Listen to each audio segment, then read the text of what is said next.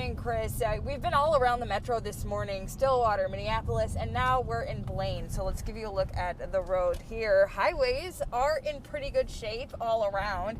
Plow drivers, they did a great job clearing the snow. But as you can see here in Blaine, roads are still wet. So we're watching for icy spots in case temperatures dip. And Mobile 11's gauge, for example, is showing that we're only a couple of degrees above freezing out here.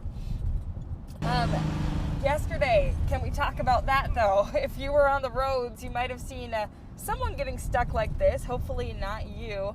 It was a messy evening commute, not just cars getting stuck, but people getting hurt.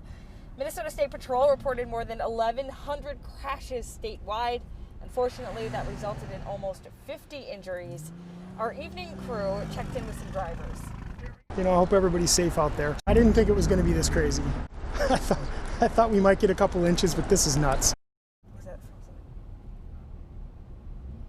Alrighty, so back out here on the roads, just want to also talk about side streets too, because they are slushy.